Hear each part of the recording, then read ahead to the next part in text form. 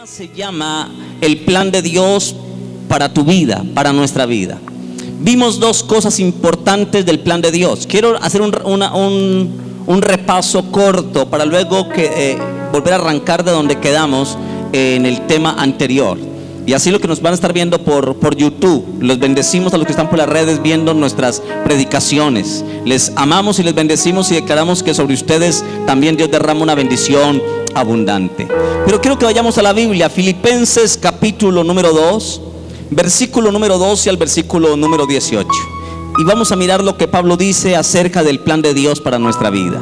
Filipenses 2:12 dice: por tanto, amados míos, como siempre habéis obedecido, no como en mi presencia solamente, sino mucho más ahora en mi ausencia, ocupaos en vuestra salvación con temor y temblor. Porque Dios es el que en vosotros produce así el querer como el hacer por su buena voluntad. Versículo 14: haced todo sin murmuraciones y contiendas, para que seáis irreprensibles. Quiere decir que si no murmuramos y no contendemos, la Biblia dice que nos convertimos en personas irreprensibles, o sea que no tenemos mucho reproche de parte de Dios. Irreprensibles y sencillos, hijos de Dios sin mancha. Quiere decir que la crítica, la murmuración y la contienda son cosas que manchan. Y cuando dejamos esto, nos vamos volviendo irreprensibles, hijos de Dios en este mundo sin mancha, en medio de una generación maligna y perversa, en medio de la cual resplandecéis como luminares en el mundo. Verso 16: asidos de la palabra de vida, para que en el día de Cristo yo pueda gloriarme de que no he corrido en vano, ni en vano he trabajado. Y aunque sea derramado en libación sobre el sacrificio y servicio de vuestra fe, me gozo y regocijo con todos vosotros, y asimismo gozaos y regocijaos también vosotros conmigo. Levante su mano derecha, cierre sus ojitos y dígale: Señor, yo quiero conocer el plan tuyo para mi vida. Quiero ajustarme al plan tuyo. Renuncio al plan mío y me ajusto al plan de Dios para mi vida. Dígale: Señor, háblame en esta mañana. Señor, háblanos por tu palabra. Queremos con humildad y sencillez de corazón temblar ante tu palabra. Háblanos, y que esta palabra nos pueda desafiar a ser cada día hijos de luz, que andemos como luminares en este mundo, sin mancha, en medio de una generación perversa y corrupta. Ayúdanos a ser en este mundo, Señor, luminares, irreprensibles, caminar contigo. Gracias, en el nombre de Jesús. Amén y amén. El plan de Dios para tu vida, el plan de Dios para nuestra vida. Dijimos que el propósito de Dios para el hombre, hermano y hermana, como introducción, no es complejo ni imposible. El propósito de Dios para tu vida, el plan de Dios para tu vida, no es complejo ni imposible. El plan de Dios para nuestra vida lo descubrimos por medio de una entrega inicial que le damos a Cristo, y esa entrega inicial por la fe da lugar a una visión que abarca toda nuestra vida, desde el día en que recibimos a Cristo hasta el día en que Él venga por nosotros. Hablando de la voluntad de Dios, dijimos que la voluntad de Dios comienza en nuestra vida con algo que parece ser tan pequeño como un arroyo, pero que pronto llega a ser tan ancho y profundo como un río sin fin. Y que ese río que comienza con la voluntad de Dios cuando recibimos a Cristo por la fe, abarca toda nuestra vida en su flujo constante todos los días.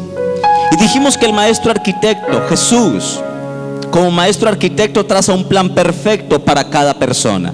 Todos los que estamos aquí, hermano y hermana, hay un plan perfecto de Dios trazado para cada uno de nosotros. Amén. La meta del ser humano, la meta suya y mía, la meta nuestra, debe ser la de ubicarnos dentro del propósito de Dios. Por muchos años hemos estado fuera del propósito, caminando a tientas, a la deriva en el océano de este mundo, hermano y hermana.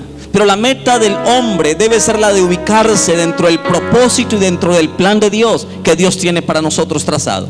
Cuando nos centramos en el plan de Dios, solo entonces, hermano y hermana, la vida que vivimos puede ser vivida de acuerdo a los propósitos eternos, plenos y determinados que Dios tiene para cada uno de nosotros. Dijimos que el plan de Dios para nuestra vida incluye algunos elementos, y dijimos primero que el plan de Dios para nuestras vidas incluye progreso. Dios, dentro del plan que tiene para usted y para mí, quiere que progresemos. Y dijimos que cuando hablamos de progreso, inmediatamente nos viene a la mente el signo pesos. Creemos que todo es prosperidad económica, aunque está incluido dentro del progreso. No se queda allí, eso es solamente una parte. Pero el progreso es integral. Dios quiere que yo progrese en mi espíritu, en mi alma, en mi cuerpo. Juan le dijo a su amado hermano Gallo, le dijo: amado, yo deseo que seas prosperado en todas las cosas y que tengas salud así como prospera tu alma. Quiere decir que la prosperidad en todas las cosas está ligada a la prosperidad del alma. Yo no puedo prosperar en otras cosas a costas de sacrificar mi alma, de volver raquítica mi alma, de no crecer. Y incluye progreso. Y el versículo número 12 que acabamos de leer de Filipenses 2 dice que: por tanto, amados míos, como siempre habéis obedecido, no como en mi presencia solamente, sino mucho más ahora en mi ausencia, dice el apóstol Pablo, ocupaos en vuestra salvación con temor y temblor. Pablo habla de que debemos ocuparnos en la salvación. La meta del cristiano, de usted y mía, va más allá de ser perdonado del pecado. Y dijimos que la vida espiritual del cristiano debe irse extendiendo sin cesar, y debemos ir progresando cada día. Que nosotros como hijos de Dios, hermano y hermana, no debemos satisfacernos con una vida monótona y estancada y mediocre. No debemos conformarnos con lo que ya hemos alcanzado. Debemos seguir progresando cada día, porque el plan de Dios para nuestra vida incluye progreso. Amén. Y yo no sé cuánto en la vida que usted lleva cristiana, qué tanto ha progresado. No sé si se ha estancado, si es una persona que se conformó con ir a la iglesia y ya no más, pero no crece, no lee la Biblia, no hay una pasión por Dios. Si ha estancado, ha habido un progreso en su vida espiritual, y entienda que el plan de Dios para nosotros incluye progreso. Y dos cosas, como debe ser ese progreso. El progreso debe ser hecho con cautela. La Biblia dice que debemos ocuparnos en la salvación con temor y temblor. Eso es con cautela. Que nuestro progreso no debe ser hecho a la loca tolondra, a la ligera, sino que debe ser hecho con cautela. El texto aconseja al creyente que trabaja en su salvación con temor y temblor. Lo que da a entender el apóstol es que no podemos tratar las cosas sagradas, las cosas espirituales, las cosas de Dios, como si fueran una comedia liviana. A veces vemos la vida cristiana muy folclóricamente, como si esto fuera un juego, hermano. Y Cristo murió por nosotros para que tomáramos en serio la salvación.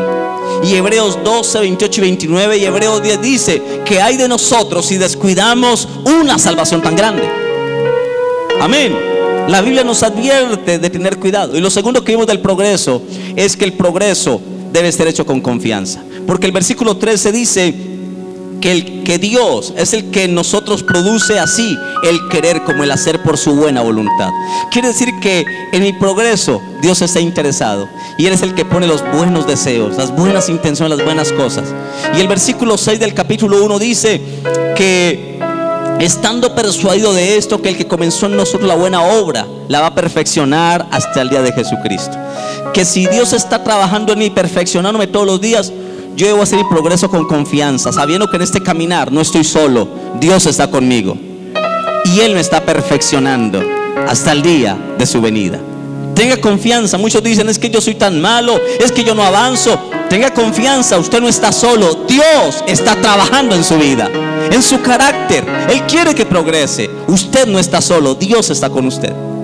Y al darnos cuenta de lo que Dios está haciendo en nosotros, ahora mismo que Él está trabajando, cuando entendemos que Dios está con nosotros, la desesperación será borrada de nuestra alma, y podemos mirar la vida desde tres perspectivas: pasado, presente y futuro. Y dijimos que en el pasado Dios nos salvó en algún momento histórico del pasado. Hace 30 años usted, hace quizás 20 años, un añito, no sé en qué momento de su pasado Dios lo salvó.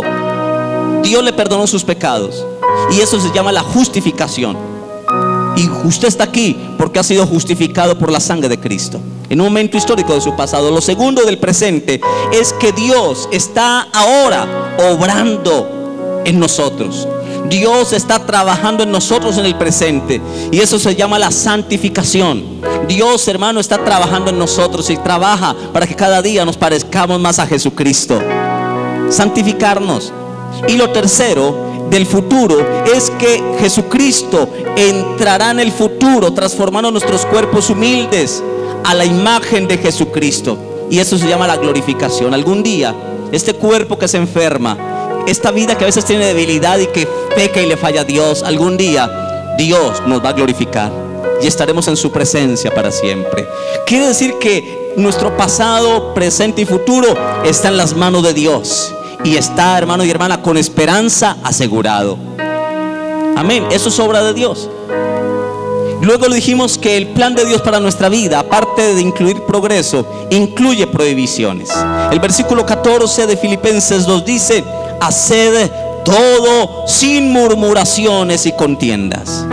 Allí habla de prohibiciones, porque el plan de Dios para nuestra vida incluye prohibiciones. Y este texto del versículo 14 nos da una breve lista de cosas que no hay que hacer. Escucha, mi hermano y mi hermana, este versículo nos da una lista breve de cosas que no hay que hacer. Y la fe que nosotros tenemos por Dios reclama la acción prohibitiva. La fe no es una fe libertina, es una fe prohibitiva, que también se prohíbe cosas que pueden atentar contra lo que creemos, contra nuestros valores y contra el Dios que seguimos. La fe reclama la acción prohibitiva, como también el logro positivo de cosas que hemos logrado, de que nos hemos abstenido por amor al Señor. Así que necesitamos una fe firme para hacer los rechazos de nuestra vida, de aquellas cosas que nos pueden hacer daño, de manera inteligente. Amén. La Biblia dice que Moisés rehusó llamarse hijo de la hija de Faraón, y rehusó, hermano y hermana, ser maltratado con el pueblo de Dios, que disfrutar de los deleites temporales de este mundo. Él se negó, se prohibió algo, porque el plan de Dios incluye prohibiciones. Pueden haber cosas que a ti te gustan, pero que a Dios no le gusta, y necesitas prohibirte de esas cosas que pueden atentar y dañar contra la vida que Dios te ha dado. Prohibiciones. Y en el texto me habla de dos prohibiciones. Uno es la murmuración. Debemos prohibirnos absolutamente, hermano, murmurar. Queda prohibido por Dios murmurar. Es tan común entre nosotros esto, pero la murmuración está dentro de las prohibiciones que incluye el plan de Dios para nuestra vida. Por eso el versículo 14 dice: haced todo sin murmuraciones. La murmuración está en la lista de prohibiciones. Por eso el texto dice: hacer todo sin ¿qué? Sin murmuraciones. En Éxodo leímos la historia de que el pueblo de Israel, todos murmuraron, y sus murmuraciones y sus quejas les costaron la herencia terrenal, y todos murieron en las arenas del desierto. Es tan fácil murmurar de los demás, nos gusta criticar porque nos entretiene, pero no sabemos cuánto daño nos trae la murmuración. La segunda prohibición que incluye el plan de Dios para nuestra vida es las contiendas. Por eso el versículo 14 dice: haced todo sin murmuraciones y contiendas. Porque vamos a hacer cosas murmurando.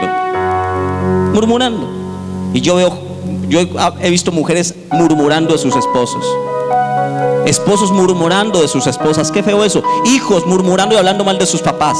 Qué feo eso, hermano. Eso no le agrada a Dios, eso es maldición. Y luego dice que la contienda, debemos hacer todo sin contienda, sin estar peleando, sin estar teniendo conflictos con todo el mundo. Amén. Eso está en la lista de prohibiciones. La pregunta es: ¿a quién edifica una fuerte discusión? La historia narra en Génesis 33:4 de Jacob y Esaú, de cómo una familia, por preferencias, se iban a matar dos hermanos. Pero a lo último la historia cuenta cómo terminó esa hermosa historia, de cómo Esaú con Jacob se perdonaron y se echaron al cuello y se besaron y lloraron después de muchos años de estar en contiendas y en rivalidad. Y yo considero que así como Esaú y Jacob terminaron, así debería terminar toda comunión que haya estado rota. No sé cuántos aquí mantienen peleando en sus casas. Hay hogares donde todo, desde que se levantan hasta que se acuestan, son peleando y discutiendo. Desde que se levantan, primero son discusiones y contiendas. La Biblia dice: háganlo todo sin contiendas, sin murmuraciones, sin contiendas. La contienda no trae nada. Si usted es una persona que desde que se levanta en su casa todo el día es peleando y alegando, deje eso, hermano. No trae bendición a tu vida. No te va a hacer bien. Te va a dañar, te va a producir gastritis, te va a traer enfermedades, porque los psicólogos dicen que el 79% de las enfermedades físicas son producto de enfermedades del alma. La ira produce gastritis. La tristeza de mantener llorando y quejándose produce osteoporosis, seca los huesos. El espíritu triste seca los huesos, osteoporosis, falta de calcio, pero son secados por la tristeza del corazón de no tener una actitud alegre. Quiere decir que cada día debemos renovarnos y hermosear nuestras vidas, librándonos de contiendas, librándonos de estar peleando con todo el mundo y tratar de andar bien con todos nuestros prójimos, con cada persona que tengamos, en tu casa, en la iglesia. Qué lindo llevarnos bien con los demás, llevarnos bien. Y esta es una parte importante del plan de Dios para nuestra vida, que no tengamos contienda. Así que, hermano y hermana, deja de pelear con tu esposo, con tu esposa, deja de alegar con tus hijos, deja de pelear con tus hermanos en la iglesia, llévala bien con tus vecinos, llévatela bien, deja la contienda. Eso no te va a traer bendición. Ahí quedamos, así que vamos a pasar al punto de hoy, lo tercero que incluye el plan de Dios para nuestra vida. Los que trajeron el material pueden continuar. Tercero, el plan de Dios para nuestra vida incluye proclamación. Al comienzo les dije que cada 15 días tenemos evangelismo, y eso lo incluye el plan de Dios para nuestra vida. El plan de Dios para nuestra vida incluye proclamación, que proclamemos que Jesucristo es el Señor, que proclamemos a la gente que en Cristo hay esperanza. Hermano y hermana, el plan de Dios para tu vida incluye proclamación, que tú lo proclames a Él entre las naciones, en las calles, en tu trabajo, en donde vayas, proclame a Jesucristo. Versículos 16 y 17 me muestra que el plan de Dios para nuestras vidas incluye proclamación. Verso 16 del capítulo 2 de Filipenses dice: asidos, leamos desde el versículo 15, para que seáis irreprensibles y sencillos, hijos de Dios sin mancha, en medio de una generación maligna y perversa, en medio de la cual resplandecéis como luminares en el mundo. Asidos de la palabra de vida, para que en el día de Cristo yo pueda gloriarme de que no he corrido en vano, ni en vano he trabajado. Y aunque sea derramado en libación sobre el sacrificio y servicio de vuestra fe, me gozo y regocijo con todos vosotros. Este versículo me demuestra, mi hermano y hermana, que el plan de Dios para nuestra vida, aparte de incluir progreso y prohibiciones, incluye proclamación. Dios anhela que usted y yo seamos luminares en el mundo. Es fácil ser luminares en la iglesia. De hecho, aquí todos iluminamos, aquí nadie hace nada malo, aquí ninguno mata una mosca. Vea, todos parecen santos ahí. No nos falta sino la aureola, ¿sí o no? Aquí ninguno mata una mosca. Aquí estamos como luminares aquí. Pero la Biblia dice que debemos ser luminares afuera en el mundo. Debemos ser luminares, proclamar la luz de Cristo. Amén. El evangelio, hermano y hermana, tiene que ser proclamado. Amén. Voy y lo repito, el evangelio, hermano y hermana, tiene que ser proclamado. Y las piedras no lo van a proclamar, tampoco los brujos, tampoco los hechiceros, tampoco los guerrilleros y los paramilitares. El evangelio es proclamado por los luminares del mundo que somos nosotros. El evangelio tiene que ser proclamado, y todo cristiano, escuche esto, todo cristiano, usted y yo, si usted dice que es cristiano, usted y yo compartimos la notable responsabilidad de hacer que Jesús sea conocido. Tenemos una notable responsabilidad, usted y yo, y es que tenemos la responsabilidad de hacer que Cristo sea conocido. La Biblia dice: ¿cómo creerán si no hay quien les predique? ¿Cómo oirán? Mire lo que dice Romanos capítulo 10, por favor. Romanos capítulo 10, sin perder Filipenses. Usted y yo, hermano, compartimos una notable responsabilidad, y es de tenemos que hacer que Cristo sea conocido. Pocos conocen a Jesús. Romanos capítulo número 10, versículo número 13 dice: porque todo aquel que invocare el nombre del Señor será salvo. Pero mire lo que dice el versículo 14: ¿cómo pues invocarán a aquel en el cual no han creído? Si le dice que todo el que confesar el nombre de Cristo será salvo, luego hace la pregunta: pero ¿cómo van a invocar a aquel en el que no han creído? Y luego sigue la pregunta: ¿y cómo creerán en aquel de quien no han oído? ¿Y cómo oirán sin haber quien les predique? Quiere decir que la gente no puede creer y no puede confesar a Jesús si no hay predicación, si no hay proclamación de la palabra. Y el versículo número 15 dice: ¿y cómo predicarán si no fueren enviados? Como está escrito: cuán hermosos son los pies de los que anuncian la paz, de los que anuncian buenas nuevas. Son hermosos los pies de aquellos que salen a anunciar las buenas nuevas, a proclamar el evangelio, que salen a hacer que Cristo sea conocido. Hermano y hermana, hoy sí tenemos una notable responsabilidad, y es hacer que Cristo sea conocido en esta ciudad. Esta ciudad conocen muchas cosas. Conocen una ciudad de Cali por sus robos, por la violencia, pero nosotros necesitamos hacer que Cali se conozca, porque Cali ama a Jesucristo. Y eso se va a lograr cuando incluyamos en nuestra vida el plan de Dios, que es la proclamación. Y el evangelio tiene que ser proclamado, y todo cristiano comparte la notable responsabilidad de hacer que Jesús sea conocido. Permítame hablarle dos maneras de cómo proclamamos a Cristo en este mundo. Y primero, proclamamos a Cristo y hacemos que Cristo sea conocido por medio de una vida ejemplar. Alguien hablaba del evangelio sin palabras, que a veces no necesitamos hablar tanto y hablar, sino con nuestro testimonio, con nuestro ejemplo. Hablar, hermano. Amén. A veces, como dice el dicho, que un ejemplo vale más que 1000 palabras. ¿De qué te ganas tú con hablarle de Cristo a todo el mundo, pero tu testimonio tumba lo que hablas? Predicamos a Cristo y hacemos conocer a Cristo por medio de una vida ejemplar. El versículo 15 de Filipenses capítulo 2 dice: para que seáis irreprensibles y sencillos, hijos de Dios sin mancha, en medio de una generación maligna y perversa, en medio de la cual resplandecéis como luminares en el mundo. Como ejemplo, quiere decir que en medio de una generación, este mundo es una generación maligna y perversa.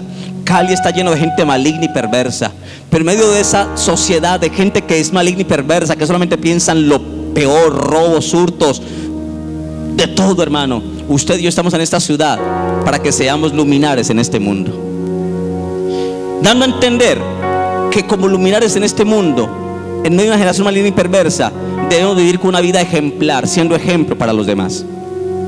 Debemos ser luz, luminares. ¿Cómo es la luz? La luz es silenciosa pero efectiva. Si usted ve en un bombillo, no hace nada de ruido, pero es efectiva, ahuyenta las tinieblas.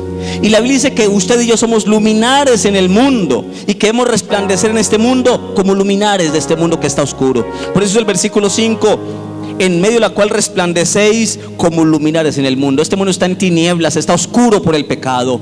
Y qué lindo cuando un cristiano pasa por algún lugar y ese cristiano es un luminar. Brilla por su testimonio, brilla por su forma, por su conducta, por su forma de vida, por todo, por su forma de vestir, todo brilla. La gente puede ver distintas de esa persona, algo que no lo ven mucha gente. Que vamos a resplandecer en esta generación maligna y perversa y oscura como luminares en el mundo. Mis queridos, la luz es silenciosa pero efectiva. Primera de Pedro 2, 1 y 2. Mire lo que dice Primera de Pedro, capítulo número 2, versículo 1 y versículo 2. Dice: desechando pues, Primera de Pedro 2, 1 y 2. Desechando pues toda malicia, todo engaño, hipocresía, envidia y todas las distracciones.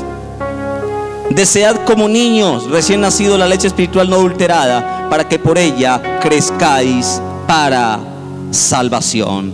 Amén.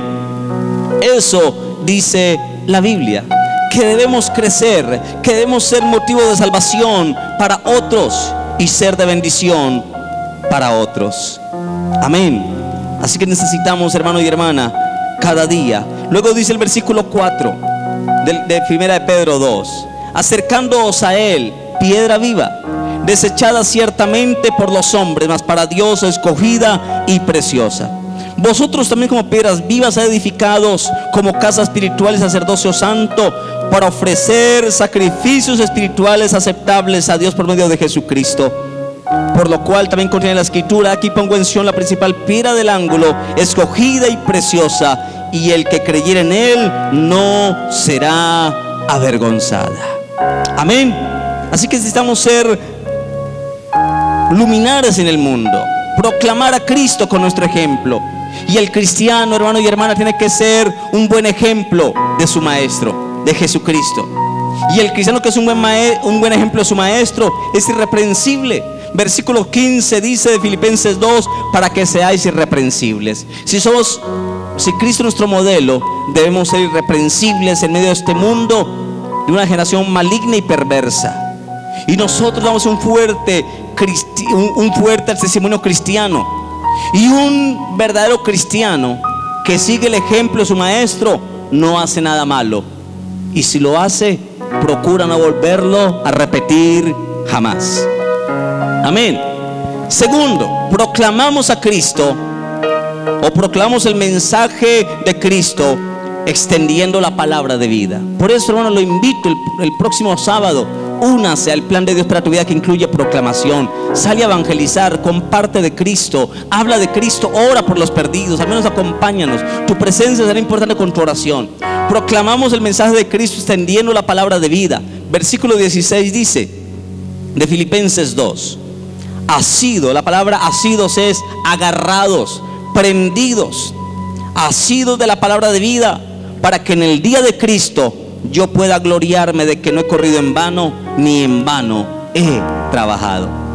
Estar asidos significa que hemos trabajado hasta el agotamiento.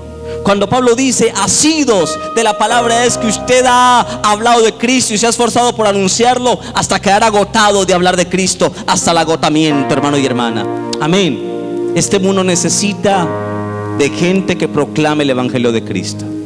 Permítame terminar este punto 3 con una cita muy importante, y está en Mateo capítulo 5. Mateo capítulo número 5 habla de lo que usted y yo somos para este mundo. Pero si la luz deja de brillar, si la sal pierde su sabor, ¿qué queda sino ser pisoteado y hollado por los hombres? Mateo capítulo número 5 versículo 13. Y escuche lo que dice: vosotros sois ¿qué? La sal de la tierra. ¿Cómo está esta tierra? ¿Cómo está este mundo? La Biblia dice que es una generación maligna y perversa. Perversa es que está corrompida, está podrido este mundo. Esta es la palabra perversa, significa literalmente podrido. Este mundo, según la Biblia, está podrido, está pervertido, corrompido.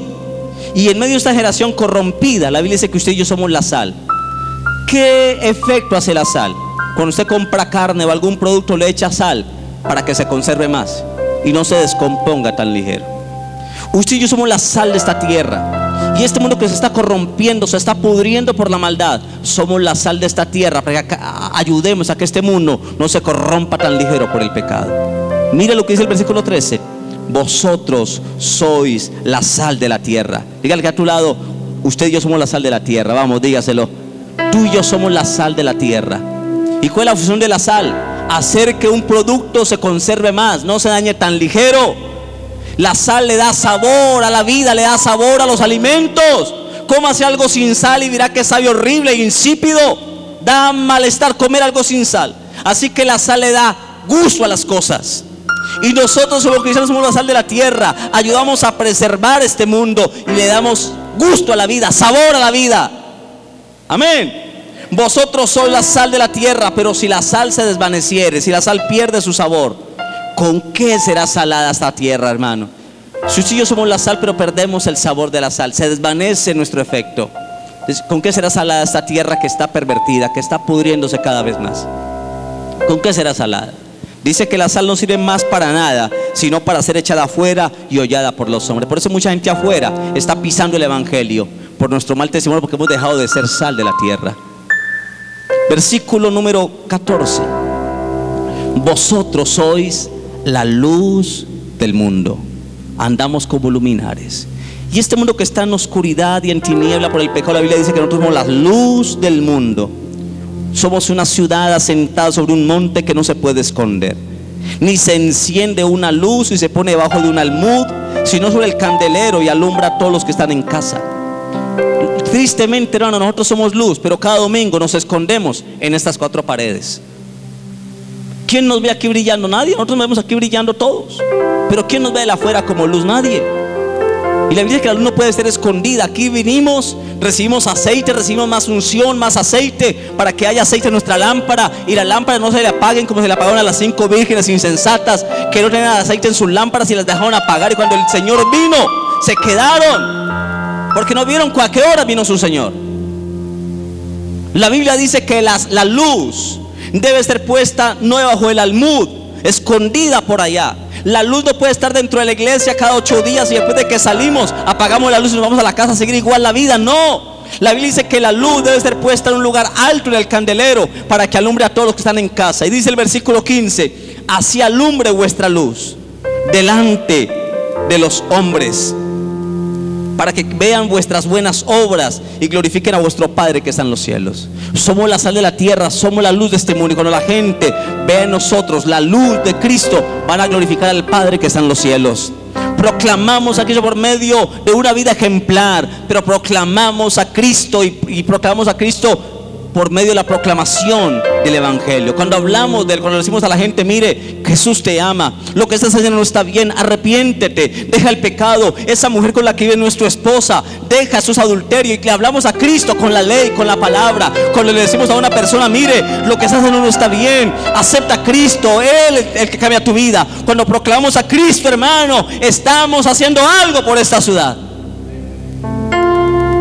Hemos vuelto muy tolerantes, hermano. Nos da temor hablar y decirle las cosas como son. Hoy el mundo está lleno de homosexualismo. El grupo LGTBI sale por las calles defendiendo sus derechos, que no tienen derechos, hermano.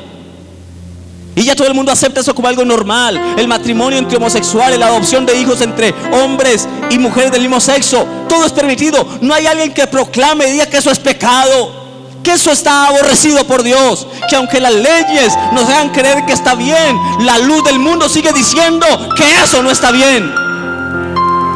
Alguien debe proclamar, hermano, que el aborto no está bien, que las drogas no están bien, que el secuestro no está bien, que el divorcio no está bien. Pero no estamos hablando, no estamos proclamando a Jesucristo. Como no hay quien proclame, el Facebook, las redes sociales están proclamando maldad y hablando de todo, hermano. Necesitamos una iglesia que entienda que el plan de Dios para su vida incluye proclamación. Amén. Proclama a Cristo, habla de Cristo. Tú estás aquí como un luminario en el mundo, pero no te escondas dentro de esta iglesia. Ahora te toca salir y seguir siendo luz en tu casa, luz en tu cuadra, luz donde vayas. No esconda la luz ni la apague la luz. Y si se te fundió el bombillo, venga y cámbialo, mi hijo. Si ya el bombillo se le fundió y no está alumbrando, pídale perdón al Señor. Al Señor, mi testimonio ya lo he perdido. Yo quiero volver a empezar de nuevo. Señor, ayúdame a ser un luminario del mundo y tener una vida ejemplar ante los que me ven. Ser luz del mundo. Termino con el cuarto plan para mi vida, lo que incluye. Y cuarto es que el plan de Dios para nuestra vida incluye placer. Y me gustó cuando entendí esto, hermano. El plan de Dios para nuestra vida incluye ¿qué? Placer. El versículo 17 de Filipenses 2 termina el texto en el que estamos predicando hoy diciendo lo siguiente. Versículo 17: y aunque sea derramado en libación sobre el sacrificio y servicio de vuestra fe, escuche, me gozo. Pablo encontraba placer, gozo, alegría, satisfacción en lo que hacía. Pablo sabía que si él hacía algo, eso debía hacerlo con placer, con gozo. Pablo decía que lo que él hacía, que aunque fuera derramado en sacrificio y libación de la fe, que si le tocaba dar la vida en sacrificio por ellos, que él lo hacía con gozo y con placer, que aún en el sufrimiento él encontraba placer cuando lo hacía para Jesús. No sé si me está entendiendo. Pero Pablo está diciendo que el plan de Dios para mi vida incluye placer. En otras palabras, que todo lo que usted y yo hagamos, lo hagamos con gozo, con placer. Versículo 17: y aunque sea derramado en libación sobre el sacrificio y servicio de vuestra fe, me gozo y regocijo con todos vosotros. Y termina diciendo: asimismo, gozaos y regocijaos también vosotros conmigo. Hermano y hermana, el plan de Dios para nuestra vida incluye gozo, incluye placer, incluye alegría, incluye regocijo. Descubrí algo, hermano, y es que la felicidad es nuestra herencia de parte de Dios. Oh, no me está entendiendo esto que le estoy diciendo. La felicidad es nuestra herencia de parte de Dios. Dios quiere ver a su iglesia feliz, alegre, gozosa aún en el sufrimiento, que toca pasar por el sacrificio, derramarse en libación en el sacrificio, que toque sufrir, que lo sufra, pero que aún en el sufrimiento Él cuente el placer y el gozo de saber que sufre por Cristo. Pablo decía, aunque fuera derramado en sacrificio y en libación, Pablo decía que si le tocaba sacrificarse y morir por ellos, se gozaba al hacerlo. Pablo le encontraba placer aún al sufrimiento en Cristo Jesús. Muchos hemos perdido la felicidad, el placer en la vida. Muchos se levantan desde por la mañana y es alegando, tristes, amargados, sin saber qué hacer. Han perdido el placer y el deleite. Pablo se gozaba aún en el sacrificio. Pablo se gozaba aunque sabía que ya estaba a punto de ser sacrificado. Por eso él dijo: he acabado la carrera, he guardado la fe, ya estoy a punto de ser sacrificado. Pero él dijo: y aún en eso me gozo y me regocijo. Reconcílense también ustedes conmigo, dijo Pablo. La felicidad, mi hermano y mi hermana, es nuestra herencia. No debemos permitir que el diablo nos haga pensar que Jesús nos priva de regocijo a sus seguidores. Jamás. Jesús no quiere vernos tristes ni taciturnos. La fe cristiana no debe producir cristianos de ceño fruncido. Uno ve cristianos que parece que se están chupando limón, que tienen la unción del limón pajarito, hermano, haciendo mala cara todo el tiempo. No, la fe cristiana debe producir en aquellos que viven la vida cristiana regocijo y deleite. ¿Sabe por qué? Porque Cristo está con nosotros. Él es nuestro Rey, Él es nuestro pastor y nada nos faltará. Deleítate, regocíjate, vive la vida con placer. Si sufres, sufre con placer. Aunque tengas momentos difíciles, gózate. Puedes que estés aquí con problemas, no tengas plata para pagar el recibo esta semana. ¿Por qué no te gozas y le encuentras aún placer a ese tormento, hermano? En vez de quejarte, Pablo decía que nos deleitemos, que nos gocemos y nos regocijemos. El derramamiento de la propia vida en el servicio cristiano, Pablo está hablando de él. Y Pablo está diciendo: y aunque sea derramado en libación sobre el sacrificio y servicio de vuestra fe. Pablo está hablando del derramamiento de su propia vida en el servicio cristiano. Y aún decía que eso para él le garantizaba satisfacción espiritual. Él se regocijaba, se sentía contento al saber que iba a ser sacrificado, pero que se sacrificaba por algo que valía la pena, por Jesucristo el Señor. Amén. Juan 12, versículo 24 y 25. Quiero que lea ese texto hermoso, por favor.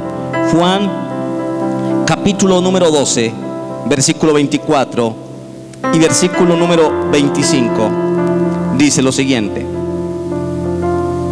de cierto os digo, que si el grano de trigo no cae en la tierra y muere, queda solo. Pero si muere, lleva mucho fruto. El que ama su vida la perderá, y el que aborrece su vida en este mundo, para vida eterna la hallará. Si alguno me sirve, sígame, y a donde yo estuviere, allí también estará mi servidor. Si alguno me sirviere, mi Padre le honrará. Y Pablo como que conocía esas palabras.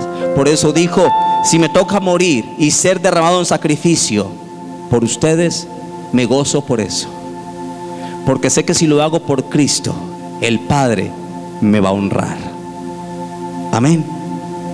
Hermano y hermana, qué lindo dar aún el derramamiento de nuestra propia vida en el servicio cristiano y saber que esto nos puede garantizar satisfacción espiritual. Jesús dice que tal sacrificio es esencial, que si el grano de trigo no muere, se queda solo, pero que si muere, llevará mucho fruto. Hay cosas a las que debemos morir por amor al Señor, y cuando entendamos eso, vamos a vivir la vida con satisfacción. Permítame algo de Cristo, y es que la cruz fue la voluntad de Dios para Jesús. ¿Cuál fue la voluntad de Dios para Jesús en la tierra? La cruz.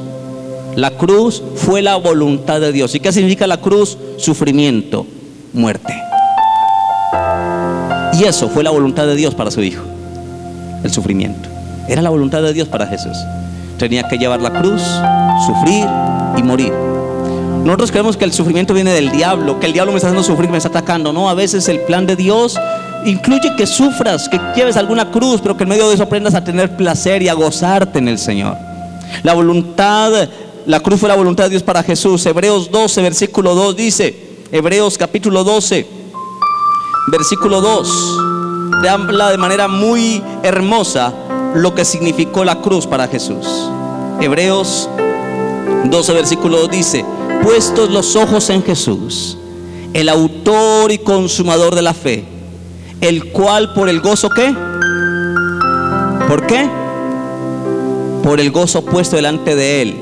Quiere decir que Cristo vio la cruz, sabía que ahí estaba la muerte, el sufrimiento, que lo que significaba la cruz, pero él decidió poner el gozo antes que la cruz, el cual por el gozo puesto sufrió la cruz. Hermano y hermana, Cristo sabía que la cruz significaba muerte, sufrimiento, humillación, todo, pero él decidió en medio de la cruz poner delante de la cruz el gozo. Amén.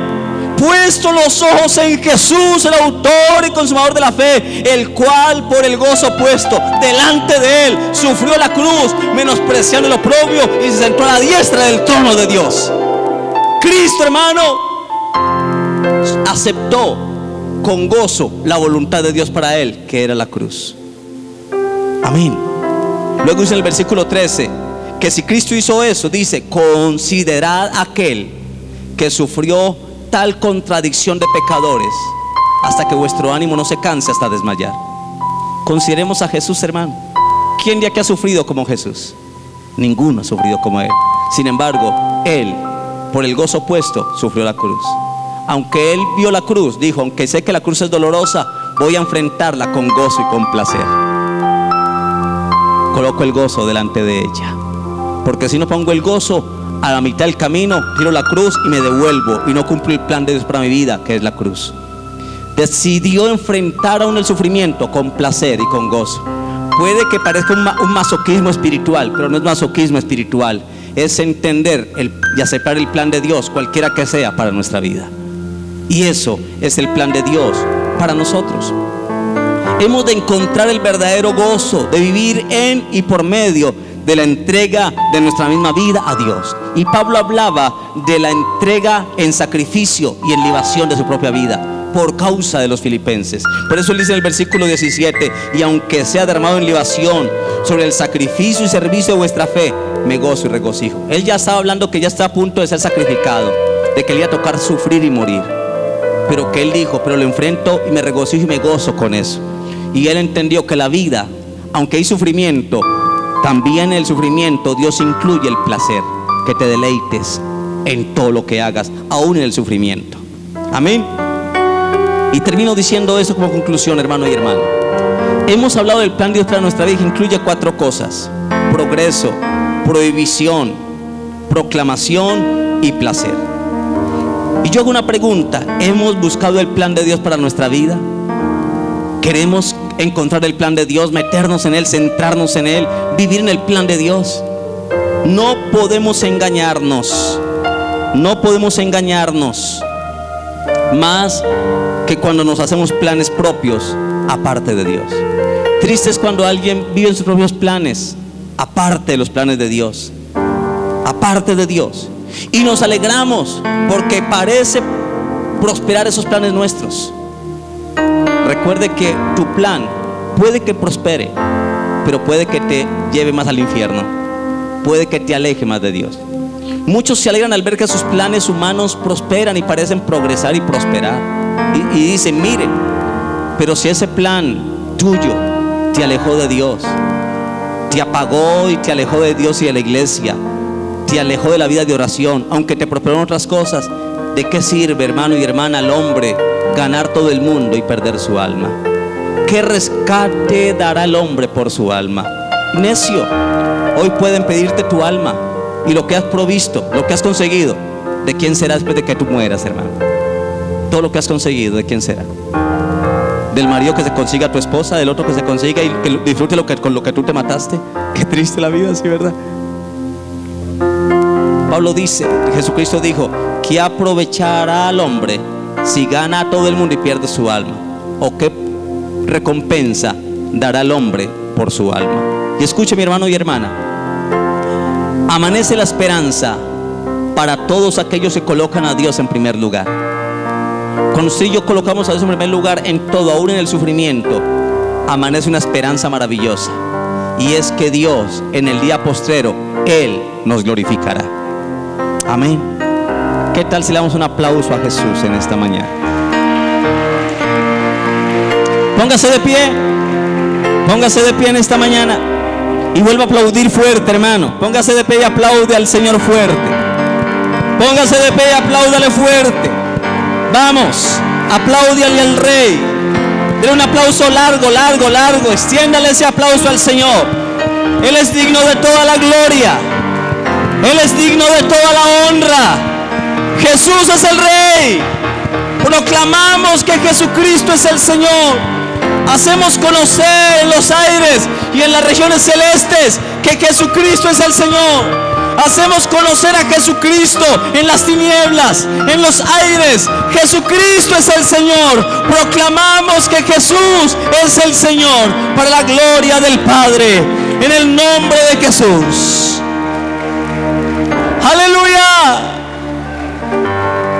Ahora cierre sus ojos, mi hermano. El plan de Dios para nuestras vidas, para tu vida, hermano, incluye progreso.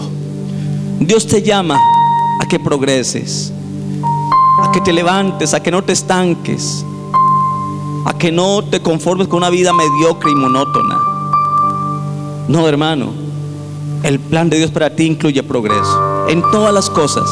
Que progreses espiritualmente, que progreses familiarmente, que progreses económicamente, que progreses en muchas áreas, intelectualmente, puedas superarte en estudiar.